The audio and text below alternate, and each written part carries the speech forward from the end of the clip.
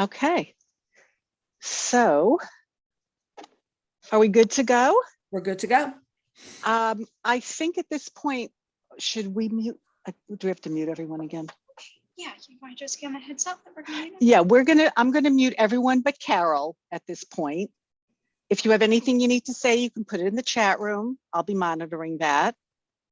So I'm just going to open up now. And we're muting.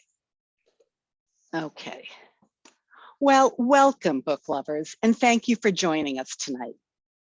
Everyone loves a juicy page turner to read at the beach, at the pool, or on the backyard hammock. What's the hot new book on your summer reading list this year? We are delighted to welcome our special guest, Carol Fitzgerald. Carol is the founder and president of the Book Report Network and is returning to kick off a summer of first-rate reads with her recommendations and what to look forward to in the fall. I'm giving myself permission to cast aside the dry novel I've been half-heartedly reading for weeks in favor of the far more exciting summer books recommended by Carol. The fact that you're all here makes me think you feel the same way as I do. So let's get to it. Take it away, Carol. Thank you so much. And it's so nice to be back from my home to yours. You know, it's so nice to be here. I'm so looking forward to this presentation because there are a lot of these books I've already read. Either that or we've reviewed and I've heard great things about. And then I'm going to give you a peek ahead to fall too, which I really went and did some research to make sure I had some good titles for you. So let me just, I think I have to just do this real quick. Hold on a second. Yes. Okay. So first we're going to start with some authors, big authors with new books. And a lot of these names you already know. So I'm not going to go into them in depth. Let me just move us down here. Okay. We've got John Grisham with Sparring Partners, which actually is a collection of 3 novellas. It's not a novel this time, and they really don't intersect with each other as well. It's just John writing 3 different novellas and putting them together. And it's going to be kind of a theme through here of we're going to see how many people are doing short stories for the very first time. And we've got some interesting pieces that's working like that. Then we've got Cold Bones coming from Kathy Reichs, her new Temperance Brennan novel. Daniel Silva, we got Portrait of an Unknown Woman coming on July 19th. A lot of people talked about Daniel's last book being very political. And from what I understand, this one is not. So just note everything I've read about this book, it's not political at all. And then we've got Sandra Brown, who is one of those authors I always read floating in the pool in August. And she's got her book Overkill, which is coming on August 16th. So those are 4 really big authors. And then I'm going to hit on some fiction. And let's just start with the beach reads from the names you know. Start with Mary Kay Andrews, The Homewreckers, about love, murder, and faulty wiring. And what we've got here is this woman who is fixing a house. She's in over her head. And all of a sudden, one of those home shows comes to town and says, like, we'd like to be able to feature you. And what happens when you're really on one of those shows? Whereas my husband said there is no spontaneity. He was at the recording of one of those reality shows one night when he's sitting at a pizza place. And he said they did the same thing 10 times. So there's no spontaneity in this at all. Then we've got Jennifer Weiner's The Summer Place, which is her 3rd book that takes place up on Cape Cod. This one's been a runaway hit with people. It's been on the New York Times list, done extremely well right from the beginning. Mary Kay Andrews actually was on for 5 weeks as well. Then we've got Ellen Hildebrand's book that came out, The Hotel Nantucket, last week.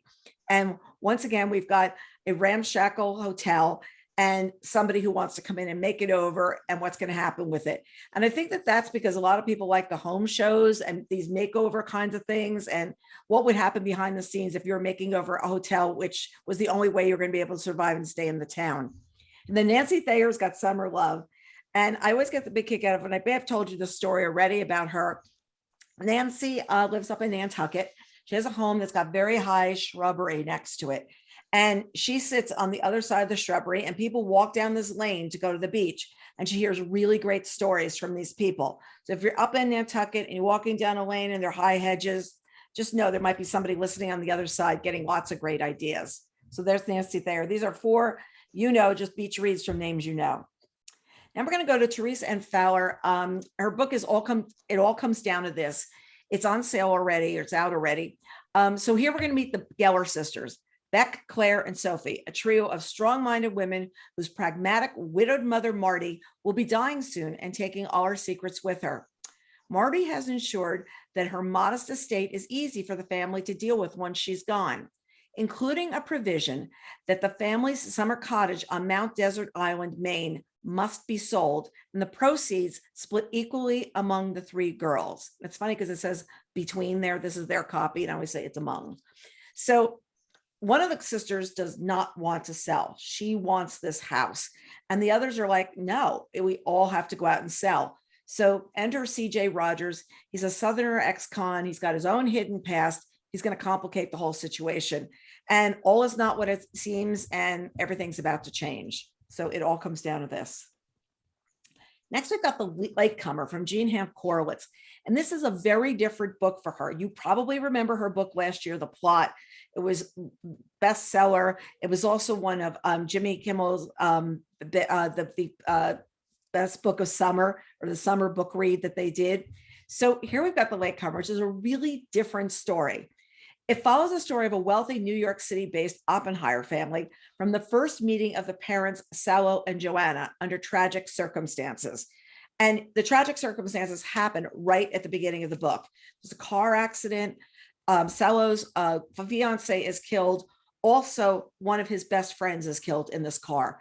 And later on, he goes on and he meets Joanna, who is a friend of the woman who was killed in the car. And they get together, they get married, and they have triplets born in the early days of IVF. And the children, these three siblings, Harrison, Lewin, and Sally, feel no strong familiar bond and cannot wait to go their separate ways. Let me tell you, they really want to get their separate ways. These children do not talk to each other. Two of them go to Cornell and they pretend that they don't know each other on campus. These are people with this like really vitriolic way of feeling about each other. And it's kind of interesting because they're triplets, but it's not quite the same thing as they were all coming like for the egg split, 3 times. This is something completely different. So their father becomes more distant and their mother becomes more desperate. And just as they're ready to leave for college, they're like 18 years old, their mother, faced with being truly alone, makes a decision to have a 4th child. So what's the latecomer? And the cover is so great because we've got these 3 flowers in bloom and one, just coming up, all coming from the test tubes. And there's a big discussion about this of, are they all like the same age? Because really they are. The eggs were harvested at the same time. And there's actually a TikTok video, and I only learned this not watching TikTok, but reading the New York Post. It's been viewed 2.3 million times. And this was about a month ago when I saw it. And it's about twins that are in their 20s, and they have a younger sister who's 18. And she says, are they the same age? What's going on? And it's one of those things that people really give a lot of thought to, of what's happening. So she comes on the scene, and you've got these 3 people that don't like each other. You've got a marriage that's kind of a mess, and what's going on from there. So that's The Latecomer. And the background on this, Salo has a very extensive art collection. And one of the people that Jean interviewed about this art collection was Steve. Oh my gosh, now I'm going to forget his name from Saturday Night Live. Steve Martin. I'm sorry. Steve Martin was the one that really gave her ideas because he collects art, and that's the person that she turned to. So there's The Latecomer. Next, we got Emily Gifford's Meant to Be. And I picked this as a book reporter bets on because it is just one of these really just wonderful stories, the way it's pulled together. So here's what we've got. And let me start with Emily Gifford likes the Kennedys and she likes the royal family. So this book is an ode to the Kennedys. When I read, you're going to figure it out. There's definite little clues there. The Kingsley family is beloved for their military heroics and political service. In 1967, after Joseph S. Kingsley is killed in a tragic accident, his charismatic son inherits the weight of that legacy. But despite his best intentions, Joe III has trouble meeting the expectations of the nation, as well as those of his exacting mother, Dottie, aka Jackie. Meanwhile, no one ever expected anything of Kate Cooper. She too grew up fatherless, and after her mother marries an abusive man, she's forced to fend for herself. After being discovered by a model scout at age 16, she decides that her looks may be her only ticket out of a cycle of disappointment that her mother has always inhabited. When Kate and Joe unexpectedly cross paths one afternoon, connections instant and intense. But can the relationship survive the glare of the spotlight and the so-called Kingsley curse? That's really funny because, they go out and they're wearing hats so nobody recognizes them. She's pulling her hair up so nobody will see what's going on. She's hiding her engagement ring when she gets it on a different finger. And then there comes this part towards the end where they're getting on a plane. And we all know what happens on planes with John Jr. So it's really one of those stories that just makes you say, like, what's going to happen next? And I just enjoyed it because it was not the kind of thing I would usually pick up and say, wow, this is really terrific. But the way it was all put together, the weird thing is, I will admit to you, I had like this dream about this book that Kate was trying to get to Joe and trying to get there. And she was up at, it was just this really crazy thing. So I don't know why this book I thought it was just like super, super, super fun. And I love the cover and what they did with the water. Next, we've got Mystique Island by Sarah McCoy. I love this book because I have friends who go to Mystique every year and they talk about how this island is completely magical. It's not that big. It doesn't have streets on it like most places do. It has names of houses. The houses are named, and that's how you find your way around. And so really where a lot of swell people go. Mick Jagger goes there with his family. He's got a house there. And it's kind of thing where you bump into celebrities on the street there. But you never, in fact, hear any press coming out of Mystique at Christmas. You don't hear who was there, what was going on, any of these things. And why is that? It's like an unwritten code that that's not what you do. In fact, if you are the one that talks to the press, you're never invited back again. And it was really funny because my friend was there and Daniel Craig had come on the island and he had his child and he'd never revealed the child's name. And she said, oh, my daughter was over playing with them. And I said, see what they call the baby. She says, I can't tell you. She goes, that's a secret. We can't tell secrets here on the island. So it was very, very interesting. It's fun. But let's go back to this book. This book plays in January 1972. When Willa Mae Michaels boat first kissed the dock of Mystique Island. She's sailing the boat herself. Tucked into the southernmost curve of the Caribbean, it's a private island become a haven for the wealthy and the privileged.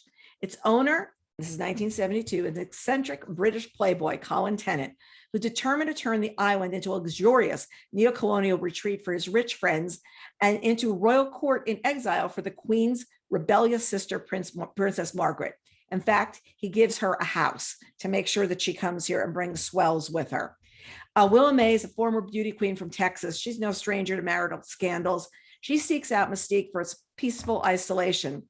She's determined to rebuild her life and her relationships with her two daughters, and she constructs a fanciful white beach house across the island from Princess Margaret called Firefly. And she finds herself pulled into the island's inner circle of aristocrats, rock stars, and hangers-on. Now, Sarah was all set to go down to Mystique to research this project, and she was leaving on March 30th, 2020. So you can imagine how well that went. It didn't. And she kept saying to the people at Firefly, I'll come down, I'll come down. It never ended up working out. Fireflies ended up closing, and the people who own it have moved to some other island, and it's now become a private home.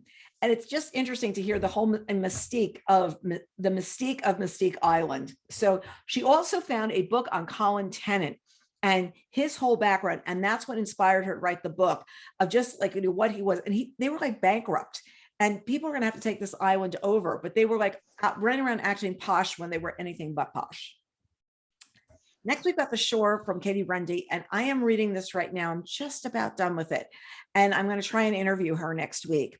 Brian and Margot Dunn live a year-round in Seaside, just steps from the bustling boardwalk with their daughters, Liv and Evie. The Dunns run a real estate company, making their living by quickly turning over rental houses for tourists. The family's future becomes more precarious when Brian develops a brain tumor, transforming into a bizarre, erratic version of himself. And with all the chaos and the new caretaking, Liz becomes flirting with the guy that she should know better than to pursue. Her younger sister, Evie, works in a candy store, falls in love with her friend, Olivia, and secretly adopts the persona of a middle-aged mom in an online support group to see what her mother is talking about. Margot, who's a mother, faces impossible choice driven by grief, impulse, and the ways that small-town life in Seaside has shaped her. Katie's from Seaside down the Jersey Shore. We don't call it going to the beach. We call it going down the shore. And her family actually worked at the shore. So she knows that hustle and bustle of the summer when all you do is work. And then the rest of the year, the beach is your own. So I'm reading this. I'm looking forward to talking to her because there's a lot in here about the character of Brian and also these girls trying to figure out what's really going on with their mom. So that's The Shore. Next, we've got Sister Stardust by Jane Green. From afar, Talitha's life seems perfect. She's in her 20s. She's a famous model and actress, moved to London to a palace in Marrakesh with her husband, Paul Getty. Yes, this is historical fiction for the first time coming from Jane Green. And he's the famous oil heir. There she presided over a swirling expat scene filled with music, art, free love, and a counterculture taking root across the world. And yes, Mick Jagger shows up here too. So Claire arrives in London, is from her very small town in England, and she never expects to cross paths with a woman as magnetic as Talitha Getty. So yearning for the same kind of adventure and independence, she's swept off to Marrakesh, where the two become kindred spirits. But beneath Talitha's glamorous facade is a darkness that few can understand. The friendship is blossoming, the two are growing closer, but the reality of what's going on in Talitha's precarious existence sets off a chain of dangerous events that can alter Claire's life forever. And it's really interesting because it's really played off what happened with Talitha and these people who were just bigger than themselves, walking around in robes, walking around the desert, trying to sit there and say, these are like, this is our fabulous lives. And they had this beautiful, beautiful place that you could only get into if you knew how to get in. And it was like that world. And I think that if you look at this book and you look at Mystique at the same time, you look at both of them, there's a really interesting parallels going on. And it's also a nice, fun escape. This Time Tomorrow is by Emma Straub. And this was actually based on the fact that her father, Peter Straub, wasn't feeling well. And she started to think about what would be life without my father? What would this mean? So here we've got on the eve of her 40th birthday, Alice's life isn't terrible. She likes her job, even if it's not exactly the one she expected. She's happy with her apartment, her romantic status, and her independence, and she adores her lifelong best friend. But her father is ailing, and it feels to her as if something is missing. She wakes up the next morning, she finds herself back in 1996, reliving her 16th birthday. But it isn't just her adolescent body that shocks her or seeing her high school crush. It's her dad, a vital, charming 40-something version of him, and with whom she has now reunited. And now armed with this new perspective on her own life and his, some past events take on new meaning. Is there anything that she would change if she could? So they've got This Time Tomorrow. Very interesting premise there. Okay, now we've got Tracy Flick Can't Win by Tom Perrotta. I interviewed Tom last week, and he was really, really interesting and funny. This is a follow-up to his best-selling book, Election, that came out actually in 1998. And Tracy Flick was sort of a caricature of the girl who wanted to get ahead in high school, and she was going to do anything to be there, and she was going to be the school president, and what she comes up against, along the way. Well, flash forward, Tracy's now working at the same high school. She's left, she's gone to college, she had other jobs, and she's come home because her mother's not well. And now all she wants to do is become principal of the high school. So this is the same, we're back in that same kind of scenario. Now, what's interesting is I'd never read Election. I hadn't watched the movie. I don't know how I missed this cultural reference. I must have been super busy in 1998, 2 years after our company started. Well, anyway, when Tom said he was going to go back and take a look at this, after I read this, I actually read a very early copy of this last October. And then I heard him talk about he kept Reese Witherspoon in his head. She's a very young actress at that point, and she was Tracy to him. And so when he was writing this book, that was what he was thinking about. So here we've got Tracy Flick as a hardworking assistant principal at a public high school in suburban New Jersey. Still ambitious, but feeling a little stuck in the middle, she gets a jolt of good news when the longtime principal abruptly announces his retirement, creating a rare opportunity for Tracy to ascend to the top job. She throws herself into her work, determined to prove her worth while managing her personal life, a 10-year-old daughter, a needy doctor boyfriend, burgeoning meditation practice, but nothing ever comes easy to Tracy, no matter how diligent or qualified she happens to be. She broods on the past. She's aware of storm clouds in the present. She really is shoo-in for the principal job. Why is the school board president's wife trying so hard to be her friend? And why can't she ever get what she deserves? It's very funny. High school jock comes back. The principal who's retiring, his wife has recovered from a brain tumor, and he had promised that they could travel the world in a Winnebago. And there's one funny scene after the other, including him trying to drive around town in the Winnebago and learn how to park before he goes to school. So Tracy Flick Can't Win. Lots of fun. Vacation Land by Meg Mitchell Moore. I interviewed her. This was last week as well. It's going up tomorrow. She has friends that have a house in Maine that she absolutely loves, and she loves going up there to visit. So she based this whole house on this house up in Maine, which is kind of really fun. Louisa's come to her parents' house in Maine this summer with all three of her kids, a barely written book that she's got to write because she's on sabbatical, and a trunk full of resentment. She's hoping the vacation will soothe the irritation she's feeling about her life choices and replace it with enthusiasm for her family and her work.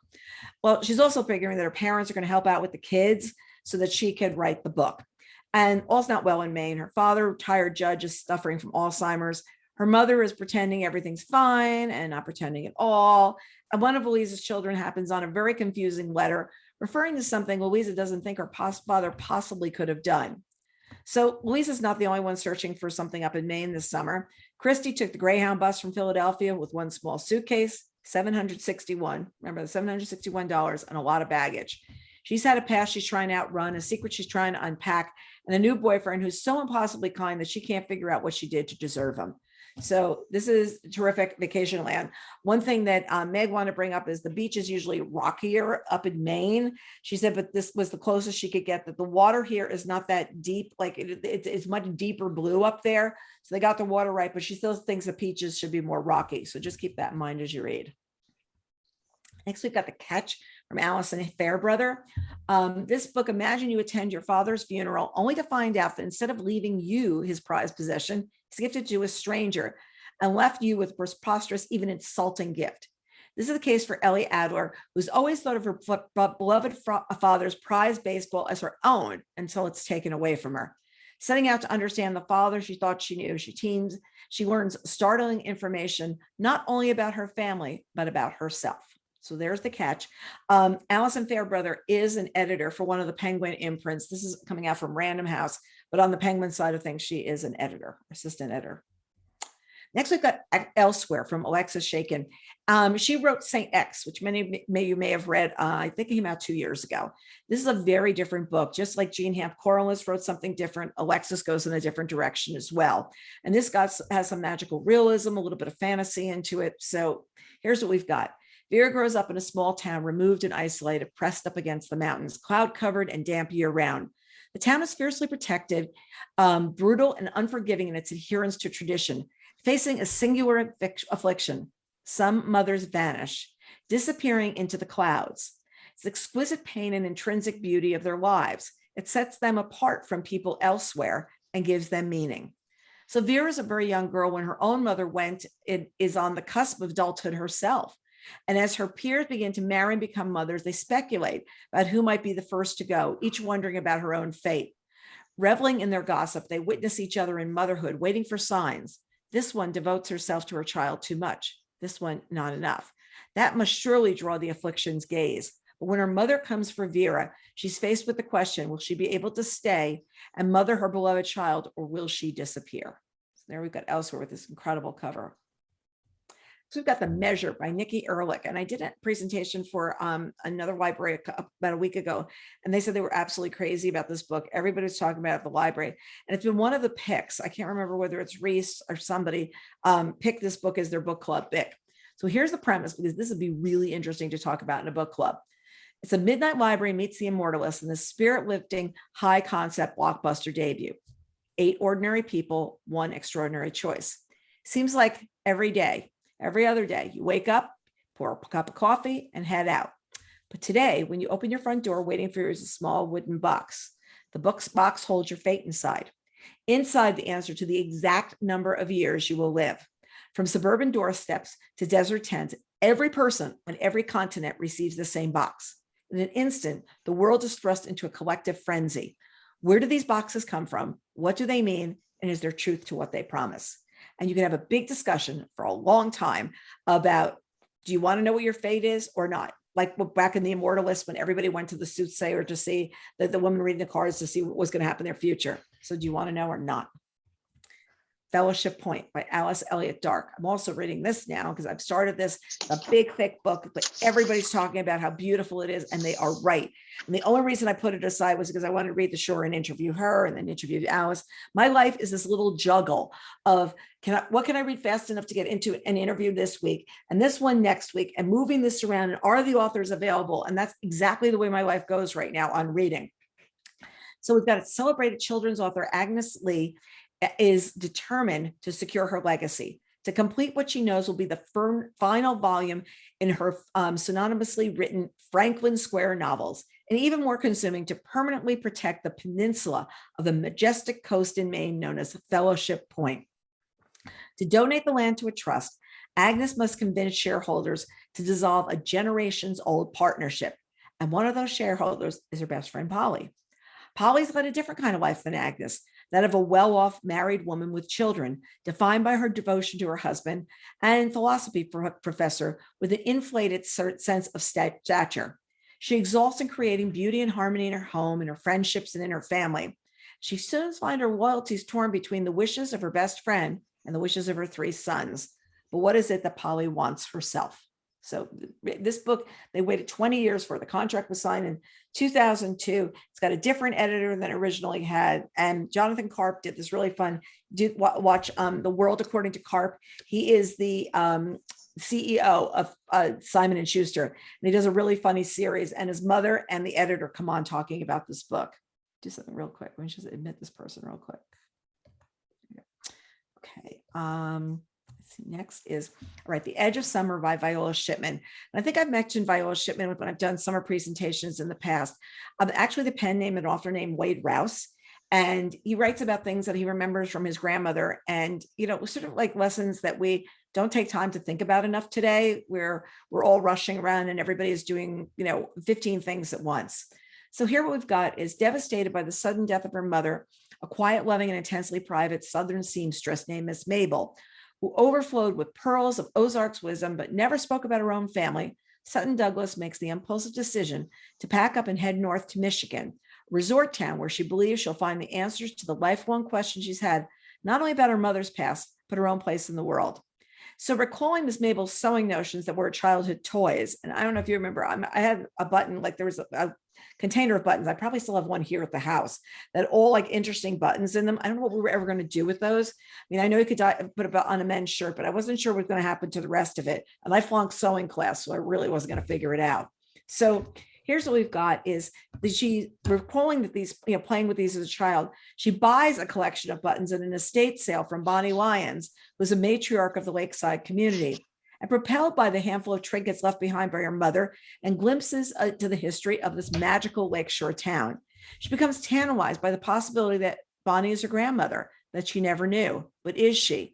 As Sutton cautiously befriends Bonnie and is taken into her confidence, she begins to uncover secrets about her family that Miss Mabel has been so carefully hid, and about the role that Sutton herself unwittingly played in it all. So there we've got The Edge of Summer. I'll make you think about your button box. Okay, now we've got Susan Wiggs, wrote Sugar and Salt. It's coming on July 26th. Jerome Sugar Barnes has learned the art of baking in his grandma's bakery, also called Sugar, on the historic Perdita Street in San Francisco. He supplies baked goods to Lost and Found Bookshop across the street. Remember that being her last book. When the restaurant shares his commercial kitchen loses his longtime tenant, a newcomer moves in, Margot Salton, a barbecue master from Texas. Margot isn't exactly on the run, but she needs a fresh start. She's taken care of herself her whole life, and her dream has been to open a restaurant someplace far, far from Texas. Margot instantly takes to Jerome's grandmother, a lively, opinionated Ida. The older woman proves to be a good mentor, and Margot's drawn to Jerome. But just as she starts to relax and feel like things are going to go well, her Texas past comes back to haunt her. We got Sugar and Salt. Now I've got Taylor Jenkins Reid. Taylor Jenkins Reid is like so popular right now. She's on the paperback bestseller list for forever because of TikTok video that somebody did about the 7 husbands of Evelyn Hugo. And it's like insane what's going on. So she's back. She wrote Malibu Rising, Daisy Jones and the Six. This is Carrie Soto. 6 years after her retirement, Carrie Soto's status as the best female tennis player in the world is challenged by Nikki Chan. So 37 years old, with her father as a coach, she comes out of retirement with one last attempt to reclaim her record. Even if the sports media said they never liked the battle axe, even if her body doesn't move what it used to, even if it means swallowing her pride, Carrie is back. So there you go, Carrie Soto. Just some historical fiction. Start out with Jackie and Me, like Louis Baynard. This takes place in the spring of 1951. Debutante Jacqueline Bouvier was working as the inquiring photographer for the Washington Times Herald, and she meets Jack Kennedy. charming congressman from the notorious family and powerful family at a party in Washington, D.C. She's young, she's rebellious, and eager to break free from her mother. Jackie's drawn into the elusive young politician, and soon she and Jack are bantering over secret dinner dates and short work phone calls. Jack is busy with house duties during the week and Senate campaigning on the weekend, as well as his well-known other extracurricular activities. He convinces his best friend and fixer, Lem Billings, to court Jackie on his behalf. Only gradually, Jackie begins to realize that she's being groomed to be the perfect political wife, whether Jack is interested in settling down or not. So there's Jackie and me. Next, we've got The Lost Summers of Newport by the trio, Beatrice Williams, Lauren Willig, and Karen White. It's set up at Newport. Boy, Newport just screams summer to everybody. And this story is set in 3 different time frames, which is what they always do with these authors. They each wrote a different segment. They will never share who wrote what. I try to guess. I think they drop little things from their other books in here to try to confuse people, but it's completely fun. It's a novel of money and secrets set among the famous summer mansions of Newport, spanning over a century from the Gilded Age to present time. It's a perfect summer read for any beach bag with 3 timelines of women taking charge of their future, set in the ultimate glamorous location. Next, we've got Jamie Ford. You know him as the author of Hotel on the Corner of Bitter and Sweet. This is his new book that's coming in August, The Many Daughters of Afong Moy. Dorothy Moy breaks her own heart for a living. That's how she describes channeling her dissociative episodes and mental health struggles into her art. But when her daughter exhibits similar behaviors, begins remembering things from the lives of their ancestors, Dorothy believes the past has really, truly come to haunt her. Fearing for her daughter, she seeks radical help through an experimental treatment. And it's an exploration of love that binds one family across generations. So that's Jamie's book. I'm also going to give you a little guess here, and I could be completely wrong. This might be one of the club books in August because the date moved. And when the date moves to the first week of the month, we all become very suspect. So just know that. Got some thrillers and mysteries. Okay, these are the big names you know. 2 Nights in Lisbon from Chris Pavoni. I interviewed Chris. This book is very interesting because the story that you think is happening at the beginning is not the story that happens as you go on. And it's very well done. It's a long thriller. He likes long books. He likes books where a lot happens, and a lot happens in 2 Nights in Lisbon. Ruth Ware's back with the It Girl. We all know the It Girl, the girl that was in the private school, the girl that was the Together girl. So what happens here with the It Girl? With Ruth, in Ruth's hands, you know it's going to be a great story. Lisa Jewell, Family Remains. Their secrets refuse to stay buried. So let's see what comes up with. Lisa always has like a little fragment of idea when she's starting a book. 2 years ago, I was just seeing a man on the street. Last year, I was joking that I saw a piece of paper that said, dig here. She told me that wasn't the clue, but she said that would have been a good one. And then from Karen Slaughter, we've got Girl Forgotten. Many of you may have watched pieces of her on Netflix, which was adapted from Karen's book. So once again, she's back with one of her thrillers. Next, we've got Counterfeit from Kristen Chen. And this is a Reese pick. It's on sale now, and it's for fans of hustlers and how to get filthy rich in rising Asia. The story of 2 Asian American women who band together to grow a counterfeit handbag scheme into global enterprise. It's an incisive and glittering blend of fashion, crime, and friendship from the author of Bury What We Cannot Take and Soy Sauce for Beginners. It's swift, surprising, and sharply comic. It's a stylish and feminist caper with a strong point of view and an axe to grind. Peering behind the curtain of the upscale designer storefronts and the Chinese factories where luxury goods are produced, Kristen Chen interrogates the myth of the model minority through 2 unforgettable women determined to make demand more from life. So there we've got Counterfeit. It sounds like it's a lot of fun. We've got The Lifeguards by Amanda Air Ward. I interviewed her as well. She was also the author of The Jet Setters. Premise of this one is so interesting. In Austin, Texas, the Zilker Park neighborhood is a wonderful wonderland of greenbelt trails, live music, and moms who drink a few too many margaritas. Whitney, Annette, and Liza have grown thick as thieves as they raise their children together for 15 years, behaving like they can shelter them from an increasingly dangerous world. Friendship is unbreakable, as safe as the neighborhood where they've raised their sweet little boys, or so they think. One night, the 3 women have been enjoying a happy hour when the boys, lifeguards for the summer, come back on their bicycles from a late night dip in their favorite swimming pool, and they share a secret, news that will shatter the perfect world their mothers have so painstakingly created. This book is so interesting because it is true. If you're a mom, you are friends with your kids, moms. Like that's just the way your kids' friends' moms. That's just the way it goes. And it's really interesting to see how they all think they know each other and they all think they know each other's children and see what really happens here. It's a really interesting story. Linwood Barclay's back and he's got to take your breath away. One weekend, Andrew Mason goes on a fishing trip. His wife, Bree, vanished without a trace. Most everyone assumed that Andy had gotten away with murder, but the police could never build a strong case against him. Andy drank too much to numb the pain and became a pariah in the place he called home. Now, 6 years later, Andy has finally put his life back together. He sold the house he showed with Bree. And in fact, it wasn't sad to see that the old house was knocked down and a new one was put up. Settled down with his new partner, Jane, hasn't told her about his past, but life is good. This peaceful world is about to shatter. A woman shows up at his old house, an old address, screaming, "Where is my house? What happened to my house?" And then just as subtly as she appeared, the woman disappears. But she bears a striking resemblance to Bree, and police are notified, and old questions and dark suspicions resurface, including the fact that he has not told Jane what happened in the past. Linwood's a friend. I joke my favorite color is turquoise, and he did this cover for me. So we'll see. Next, we've got A House Across the Lake by Riley Sager. This is just out.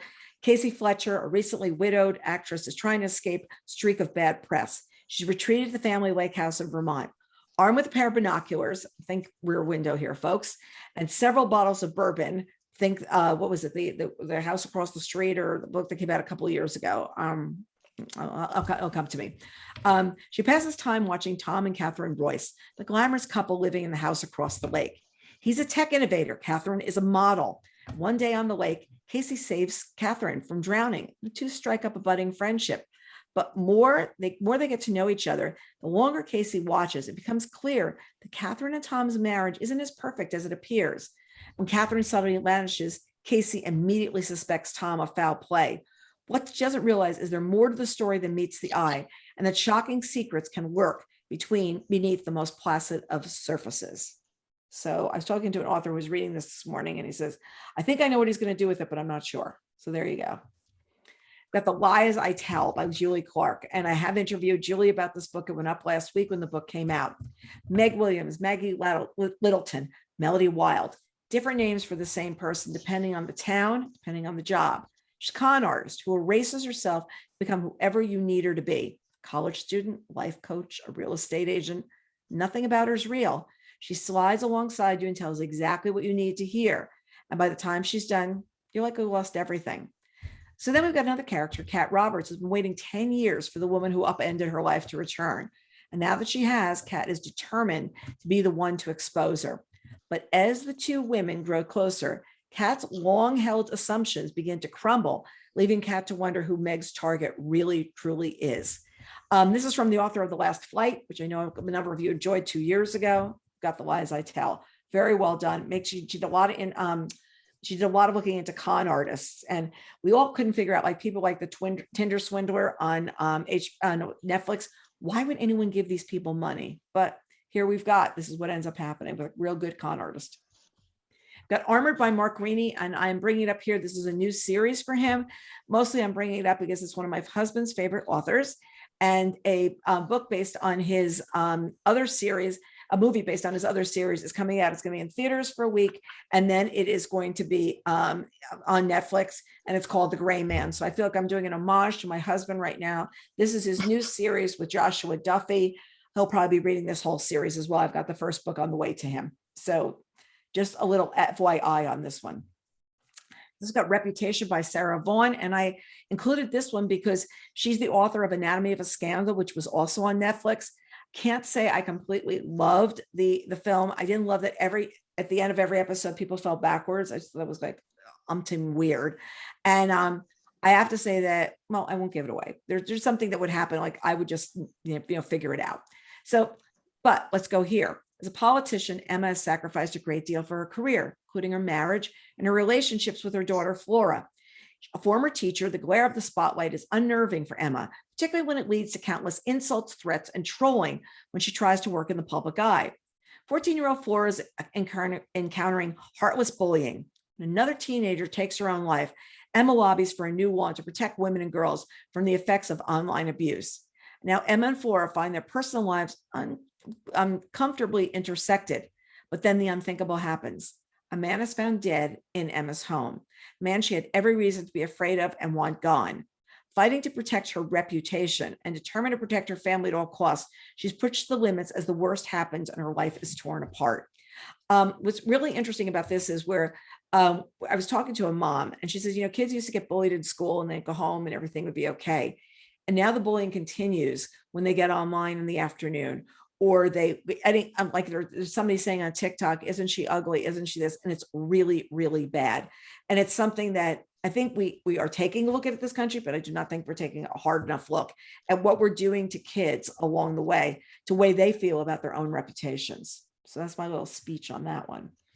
Next, I know a lot of you love Lightning Strike by William Kent Kruger, Ordinary Grace, and This Tender Land. Well, this is the latest book in his series, and the Cork O'Connor series. And what's interesting is now we've gone back, this is now book 19, Lightning Strike was a prequel, and each book can be read on its own.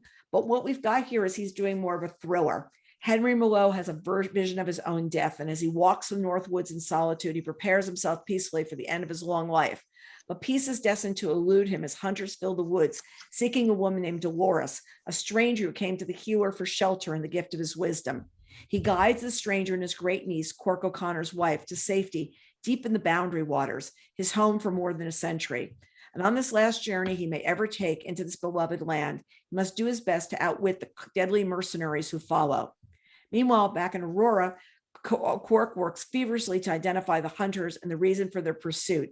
It begins tracking the killers, but his own skills as a hunter are severely tested by nightfall and a late season snowstorm. And he's only too well that each passing hour, the time is running out. So there we've got Fox Creek. A lot of people have said that once they read one of these books, they read the entire series. So just know, completely addicting going in, and you will want to go back to the beginning. We've got Daisy Darker by Alice Feeney. That's also coming the end of August, so it's a Labor Day weekend treat. After years of avoiding each other, Daisy Darker's entire family is assembling for Nana's 80th birthday party in Nana's crumbling Gothic house on the tiny tidal island. Finally back together for one last time, the tide comes in, and you want to guess it, folks? They're going to be cut off from the rest of the world for 8 hours. Family arrives, each of them harboring secrets. Stroke of midnight, storm rages. Nana's found dead. An hour later, next family's found dead. Trapped on an island where someone is killing them one by one. They must reckon with their present mystery as well as their past secrets before the tide comes in and all is revealed. Alice does a great job of building excitement for a thriller. I know they're really, really super excited about this book. Once again, we've got that locked room thing that we've come to know so well from Ruth Ware and others, but Alice usually does a great job of books here with her characters here. Got some memoirs, biographies, and nonfiction, which is super not typical this time of year, but there are some really wonderful ones out. We just reviewed this book, Blood Orange Night, My Journey to the Edge of Madness by Melissa Bond. I actually heard her speak about this book, and it's absolutely incredible. It's one of those books I want to get to.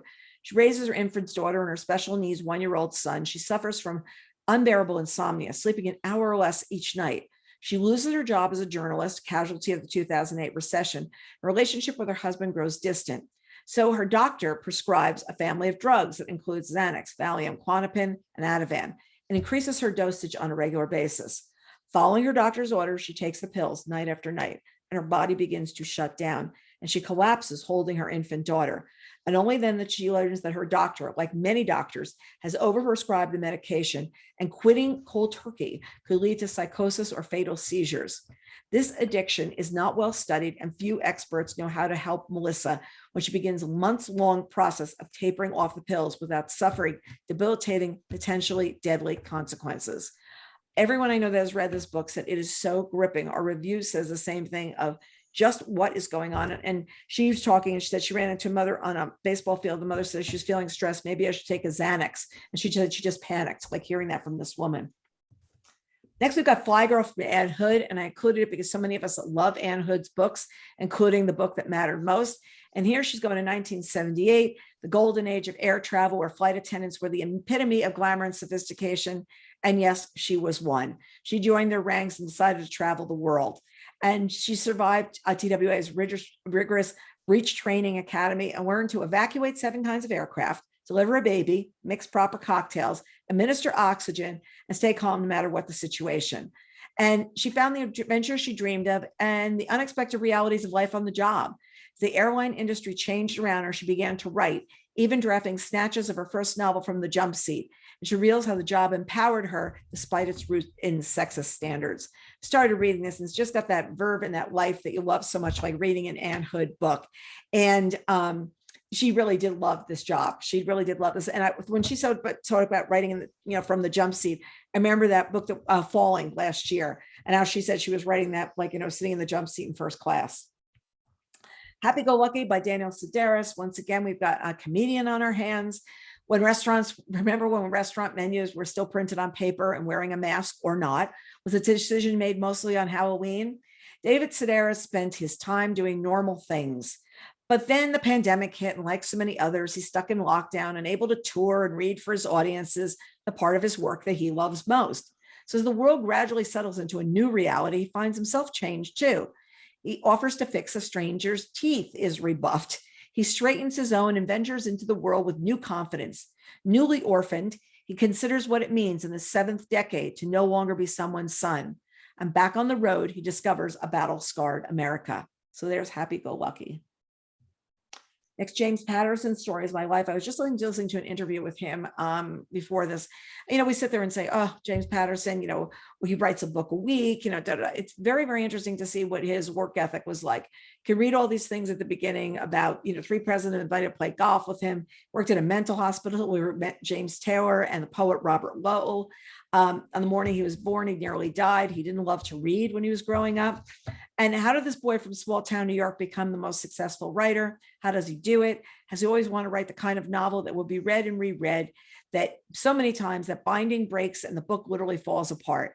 He's still working on that book.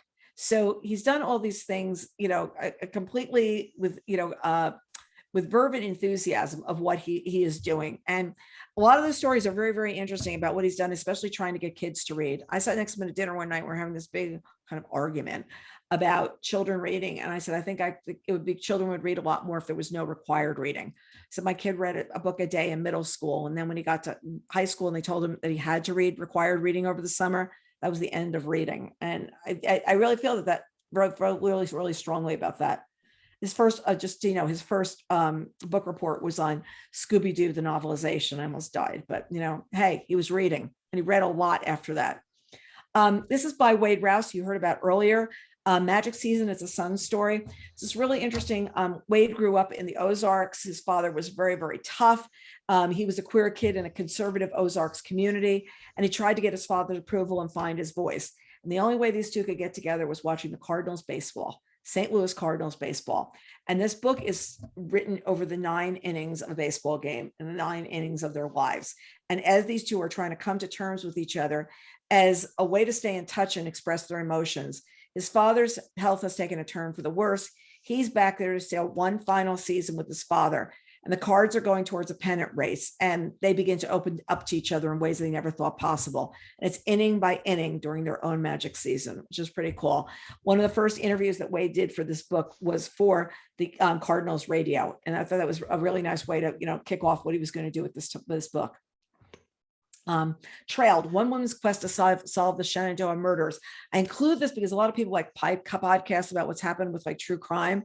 In May 1996, these 2 women were brutally murdered while backpacking in the Shenandoah National Park.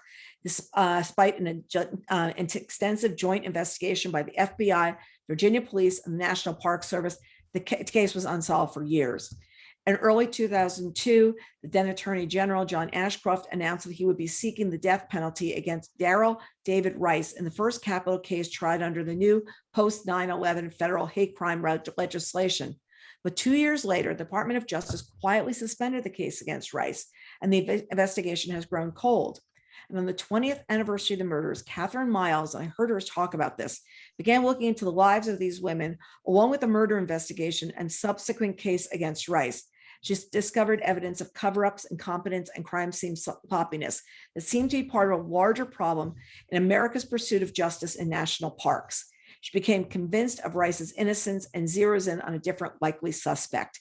And it was really interesting to be seeing why she went after the story and how many women are either kidnapped, killed, hurt on the trails. And we all remember that last year, can I remember the first woman's first name, that she was actually killed by her boyfriend in the national park. And then he escaped to another national park after he got back to Florida. And it's just like you could get lost in these places very easily. And if that body had been discovered when it was, would it ever have been discovered? So Trailed is a really interesting book about what does happen and why you want to be careful. And that's the reason I don't hike. Joking. Okay, now I heard somebody laugh. Yeah, I got that. Yeah, rude. Helltown is the untold story of a serial killer up on Cape Cod. I'm going to be interviewing Casey Sherman in a couple of weeks. The winter of 1969, bodies of 4 young women were discovered in a cemetery near the tip of Cape Cod, place once known as Helltown. Victims had been shot, stabbed, dismembered, and mutilated. And as they would soon learn, the perpetrator was a young, handsome serial killer named Tony Costa, a bizarre former taxidermist with a split personality and penchant for violence. He ultimately mobilized friends in the hippie community for support, retribution, and captivated literary icons and rivals, Kurt Vonnegut and Norman Mailer.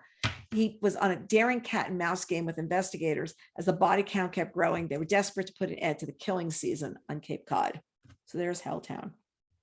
This next book I'm absolutely crazy about, by Jamie Fiore Higgins. It was really going to be back out in October. Moved it up to August 30th. There a big story ran in Bloomberg about it last week. It's my story of money and misogyny at Goldman Sachs. Jamie Fiore Higgins became one of the few women at the highest ranks of Goldman Sachs, spurred on by the obligation she felt to her working class immigrant family, who said, "We put you through to a really good school, and now you need to go out and make money." She rose to the ranks and saw it all: the out of control lavish parties flowing with never ending drinks, affairs flouted in the office, rampant drug use, and most pervasively, a discriminatory culture that seemed designed to hold back the few women and people of color employed at the company. Despite Goldman Sachs having the right talking points and statistics, Fiore Higgins soon realized that these provided a veneer to cover up what she saw as abusive culture, exclusionary behavior.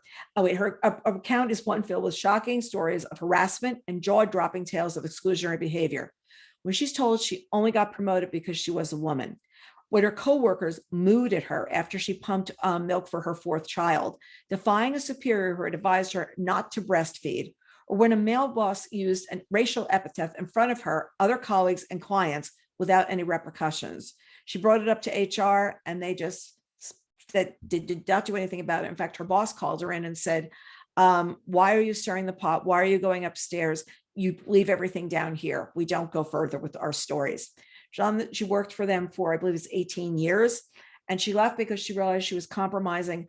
She was making a lot of money, but she was compromising who she was as a person. So it's a really interesting story of somebody who walked away. And when she quit, they couldn't believe she was quitting to not go to another place. She was just quitting to leave the business. So she is now giving talks about like what we need to do with women in this environment. Then I did slip in some fall titles for you to look forward to. And I don't know a whole lot about these books because I just plucked them together for you. Or the on sale dates are a little bit low. Let me see if I can get you to be able to see these. Let's see if I can do this. Yeah, here we go. I'll move this up here. Okay. Scott Turow's Suspect is coming out on September 20th. Frederick Bachman's The Winners, which is the 3rd in his series that took place in the same hockey area.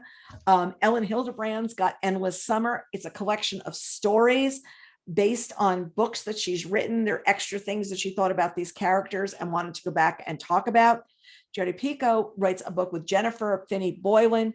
Jodi, you know, for her writing for years. Jennifer Finney Boylan is a woman who is transgender.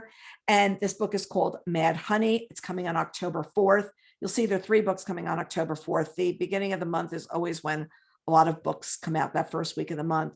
And Celeste Ning is writing Our Missing Hearts. So those are 3 books coming the beginning of October. And then we've got, oops, let me see if I can move this again. Moving us around is my problem. We've got Demon Copperhead, which is coming from Barbara Kingsolver.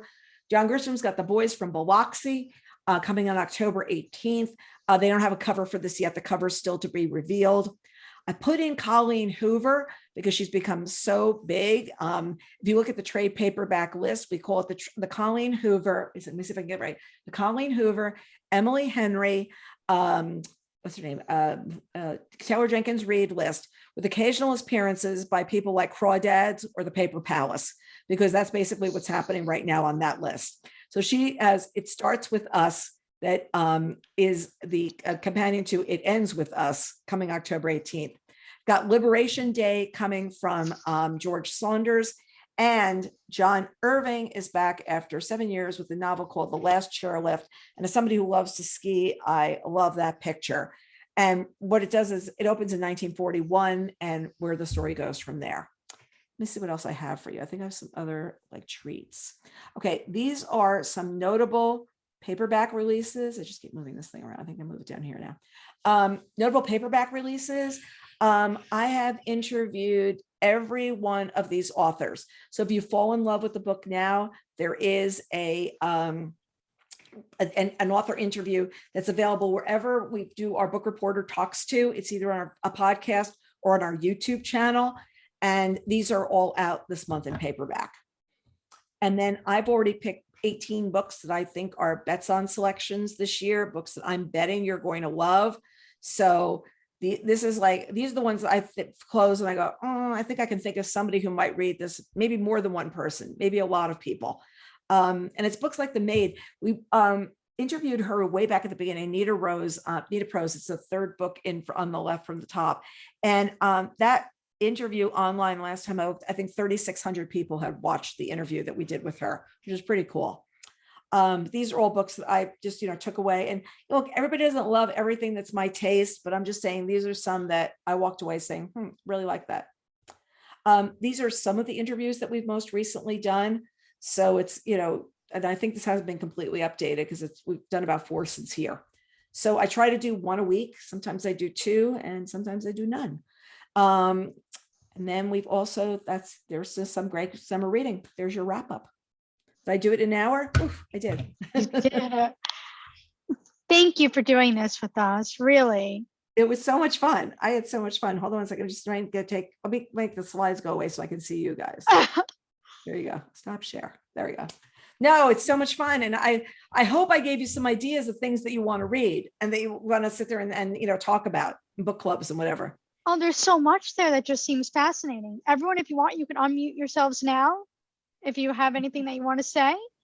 If you have any questions. Megan says thank you for the suggestions. Thanks for joining us. Thanks for joining me.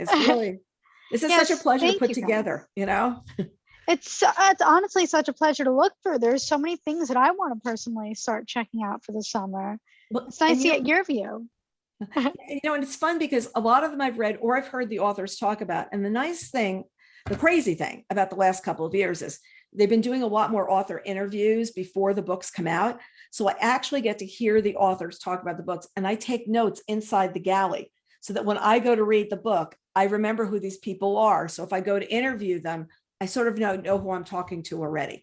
It requires a lot of homework, but it's really, really fun. And it's given me the opportunity to get to know a lot of authors that I might not have done before. I might just have overlooked the books. And it must change the way you feel when you're actually reading the book. It must really give you a whole new perspective as you're reading the next novel that they've written, because now you've actually spoken to them and heard their own thoughts and their own feelings and their views of how they got those ideas. Yeah, it's like the one about the woman who was on all the drugs, and to hear her talk about what she felt, that she was just falling apart. Her entire body was falling apart and she couldn't sleep. She was completely rattled, but she was doing exactly what the doctor said. And I'd actually watched that show First Lady on Showtime about all the first ladies. Yeah. And you realize that is what Betty Ford was doing. She was doing exactly what the doctor said. And she was just drinking with it. And she was doing a myriad of drugs because of the pain in her shoulder. And it was just really interesting to see what happens to people along the way. But it just seemed there so many of the authors just sitting and hearing their stories of what made them write what they did. Like I went to a house and I love the house. And you write a book. It's amazing where the ideas will come from. Mm-hmm. And that's the reason that discussions with, I mean, I'm in a book club now with all these women that are in their 40s. It's great because I get to hear what little kids are doing today. You know, it's like it's very, very, very funny. And I'm really glad I'm not dealing with this right now. Screen time. We didn't have a screen. Screen was like watch TV. Screen is now like you're in the food store and they're little kids just staring at the screen. You go out to dinner and the mother sits down, hands out the menus to she and her husband, and then whips out the iPads to each of the kids, and they just sit there. And between that, and I have this huge problem with what's going on with the bullying and everything that is ending up and happening. And when you sit there and you read or you hear them or you hear a lot of people what's going on, it's very, very interesting. And you see what being played out in these books. It's very scary, especially with something like TikTok, which is so prevalent today and it's so influential in every aspect of our lives. It's very scary. It's also amazing how much time people spend filming really ridiculous things. I mean, sometimes if you spend any time on there, and I would say sometimes on YouTube, but more on TikTok, if you're there and you watch what people do, it makes you question the IQ of most of America. I mean, I'm really like, I mean, forget about reading, but I'm questioning the IQ of people who just sit there and every day write the stuff that's going on. And I'm sitting there like, are you like insane? Like, you know what I mean? This is what you do with your child every day. You know, it's not just one funny thing. It's every day you're doing. It's very funny. Yes, absolutely. So, yeah. So that's my feeling about all this stuff. So I'd much rather be sitting with my head in a book right now than some of this other stuff, because you also can end up down this little web and like, I've just been watching this for an hour. Like, why do I care? You know? So thank you so much for joining us, Rhonda. Thanks so much. Does anyone else have anything they'd like to ask or any thoughts? I was just wondering, do you ever do anything in nonfiction? We did the section at the end was all nonfiction. The section at the end. That's all. Yeah, that was well, let's say this summer is not the biggest time of year to have nonfiction come out.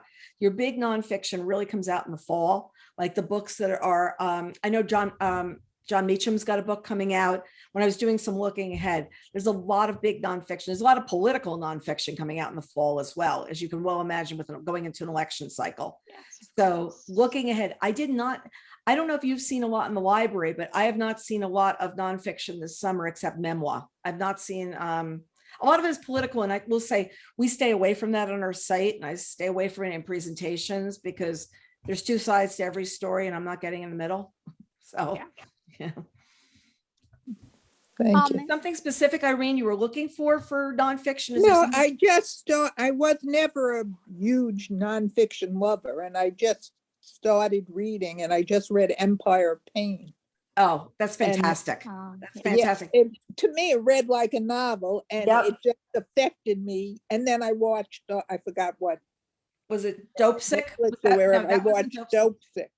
Yeah. Which was the same story of this Packer family. And he's got another book out, if I remember correctly. I've got it in the other room, and it's one of those books I'm just reading in segments. If I ran in the other room, Irene, if you drop me a note at carol@bookreporter.com, I'll give you the name of the book. There's another really thank you. There's another really good book on that subject that I am totally spacing the name of. But I just find that whole opioid, what's happened, it's so interesting to see what's gone on, including what happened with the woman who ran Theranos, where that big thing was on Hulu. Oh, yeah. Yes, You're just watching these people, and how do they captivate people? There was a moment where I watched We Crashed on Apple, which is about the WeWork people. I watched Dope Sick. I watched the woman from Theranos. On Showtime, they had the guy who started Uber, was super pumped, the story of Uber. And just the way these personalities were so big and where they were taking whatever that they were doing. And they became like, gods on what they were going to do. Really interesting. And how they brought Wall Street along with them. Even that woman who lied her way, what was her name? Anna Sulkin. And watching that whole story about how she just took everybody for everything and how she was completely seductive and making people do things. And I saw her on television the other night, and she hasn't changed. It's like, if you send this, I'll send you a picture. I'll send you this, send me money. I'm like, really still, So thank you very much. You're Very welcome. enjoyable. Thank you so much for joining us. I'm also just going to drop the link for Carol's website in the chat in case anyone's curious and they want to look at some of the suggestions she has on her website. So you could find it. It's just been sent to the chat now. It Terrific. should go And to on, everyone. and on the Oh, side, I it's how you can get into our other site, or Carol, use your words, videos and podcasts as well. And I think we've now interviewed 160 authors. So That's unbelievable. yeah, it's really fun. It's really fun. If you have suggestions, if somebody wants us to interview, send me a note as well. Well, thank you. Is there Thank a you for having charge for me. the podcasts? Excuse me? Is there a charge to hear the No. podcast? No, there's not a charge on the website. There's not a charge to enter our contest. Nothing. No. Can you send, look, is it the same website that you have there, the bookreporters.com? If you look for, our podcast is Book Reporter Talks To. Book Reporter Talks To, and you'll see everything that I'm we've sorry, done. can somebody just type it in so I can see? what it Yes, looks I'd be like? happy to. Thank you. Book Reporter Talks To. And on YouTube, we're under the Book Report Network, and everything is there, including we do a monthly series, a preview series on the second Wednesday of every month at 2:00, where we preview the books that are coming for the next 4 weeks. And we talk about some books coming out in the future as well. And then we also video that, and those videos are up as well. So thank you very much. Something to read. Thank you for joining us, Sandy. Appreciate it. Yes, thank you. Okay, have a Um, nice night. Yes. Yes, do you mind if I just drop a quick note before we close out, if that's okay Sure. with everyone? So before everyone leaves, I wanted to just give a few quick notes. If you haven't enrolled in our summer reading program on Beanstack, please do. If you do, you'll automatically be enrolled in our summer reading raffle. Information is available on our website, or you can come by and pick up one of our summer reading packets. We very much hope you will sign up and join us at our next program, Trivia Night. It's going to take place on Wednesday, July 13th at 7:00. And if you have any further questions, as always, please feel free to contact us with reference. We're always happy to help, and we look forward to seeing everyone in the future. Thank you so much again, Carol, for doing this with us. It's always a pleasure every year. Thank you for inviting me. It was really, really a pleasure. It's Have a nice incredible. evening. You too. Have a good evening, everyone. good night, Bye-bye. everybody. Thank you. Bye.